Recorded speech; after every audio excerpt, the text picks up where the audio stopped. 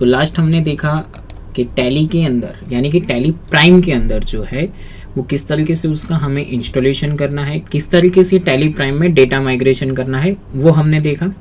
Friends आज हम देखेंगे कि टैली प्राइम में किस तरीके से हमें कंपनी क्रिएट करनी है, राइट। सो जो है कि हम देखेंगे कि किस तरीके से यहाँ पर कंपनी क्रिएट करेंगे। तो देखिए यहाँ पर जो है कि आइकन जो है हमारा टैली प्राइम का, उस पर हम डबल क्लिक करेंगे।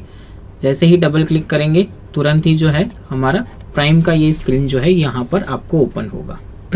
ठीक है, अभी जो है हमें क्या करना है, तो यहाँ पर आपको ऑप्शन दिए हुए हैं जो मैंने आपको जो है कि हमने लास्ट वीडियो में देखा था। भाई क्रिएट कंपनी है, सिलेक्ट फ्रॉम ड्राइव है, स्पेसिफिक पाथ है, राइट।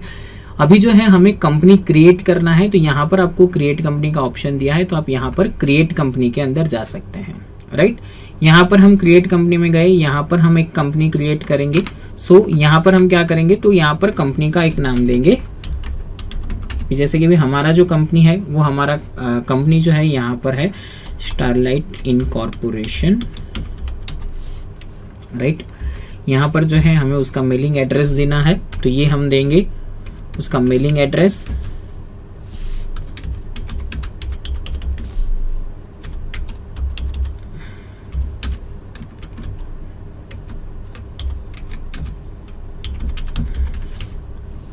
राइट, हमें जो है यहाँ पर क्या कर रहे हैं, हम सीक्वेंस में जो है वो एड्रेस दे रहे हैं। ठीक है, यहाँ पर जो है हम पूरा एड्रेस ले रहे हैं, ऑपोजिट, नियर बाय जो भी है। यहाँ पर हम उसका जो है कि भाई लोकेशन भी दे रहे हैं। ठीक है, अभी जो है कि यहाँ पर आपको जो है स्टेट पूछ रहा है, राइट। तो स्टेट जो है हमारा जो स्टेट रहेगा वो हम यहाँ पर लेंगे, राइट, कि जो भी हमारा स्टेट है हम यहाँ पर लेंगे। तो आप क्या करोगे, तो यहाँ अभी तक जो है कि आपको यहाँ पर स्टेट का सिलेक्शन आ रहा था, राइट, कि यहाँ से जो भी स्टेट आ रहा है हम वो स्टेट लेते हैं, स्टेट को कंसीडर करते हैं। बट यहाँ पर आपको नई फैसिलिटी जो है वो कौन सी मिली है, तो देखिए यहाँ पर आपको क्या फैसिलिटी मिलती है कि सपोज आपकी जो कंपनी है ना, ये कंपनी आपकी आउट ऑफ कंट्री है, राइट, यानी कि साउथ अफ्रीका में या ऐसी है, और आपने यहाँ पर जो है कि सिलेक्ट किया ना, तो आपको स्टेट पूछता है, राइट। अभी जैसे कि फॉर एग्जांपल यहाँ पर है हमारा कंपनी जो है कि भी हम गुजरात के लिए ले रहे हैं कंपनी, बट यहाँ पर जो है कि मैं स्टेट के अंदर भी साउथ अफ्रीका लिखूंगा ना, तो मुझे यहाँ पर लिखने देगा।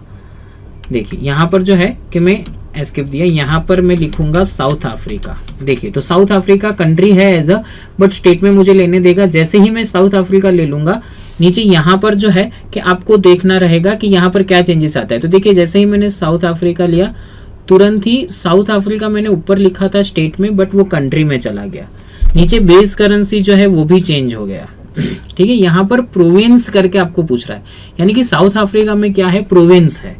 जैसे अपने यहाँ पर स्टेट है तो वैसे वहां पर प्रोविंस है, तो कि कौन से प्रोविंस में है आपका कंपनी, तो आप यहाँ पर ले सकते हो।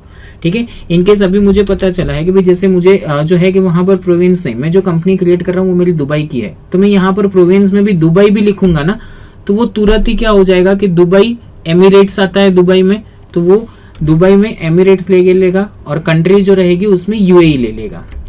ठीक है, देखिए यहाँ पर दुबई आ गया, तो दुबई में और भी एमिरेट्स है, अबू धाबी है, अंजुमन है, राइट, तो ये शारजाह है, तो ये यहाँ पर जो है एमिरेट्स के अंदर ये ले लेगा। ठीक है, और यहाँ पर जो है यूएई ले लेगा। देखिए साथ साथ जो है इसका करेंसी भी चेंज हो रहा है। यानी कि यहाँ पर कहने का मीनिंग ये है कि सपोज आपको नहीं पता है कि भाई, आपको सिर्फ इतना पता है कि कंट्री यहाँ पर जो है वो दुबई है या तो यूएई है, तो आपको जो भी पता है वो यहाँ पर आप लिखिए, आपको उसके रिलेटेड सर्च बॉक्स यहाँ पर पूरा आ जाएगा। राइट, जो मैंने कहा था कि वन टाइप ऑफ जैसे गूगल के अंदर होता है ना कि हम लिखते हैं तो उसके रिलेटेड यहाँ पर आता है। तो जैसे अभी यहाँ पर जो है कि मैं गुजरात ले लूंगा, तो देखिए यहाँ पर मैंने गुजरात लिया, जैसे ही गुजरात लेके एंटर करूंगा तुरंत ही स्टेट के अंदर क्या हो जाएगा, तो स्टेट के अंदर गुजरात आ जाएगा। कंट्री जो है उस पर इंडिया अपने आप ले लेगा, और नीचे हमारा बेस करेंसी पर चेंज हो जाएगा। राइट, तो यहाँ पर जो है कि आपकी कंपनी का जो भी पिन कोड है वो हमें यहाँ पर देना है, telephone number, mobile number, company का ईमेल आईडी। राइट, ये जो डिटेल्स है, बेसिक इंफॉर्मेशन की डिटेल्स हम यहाँ पर फिलअप करेंगे।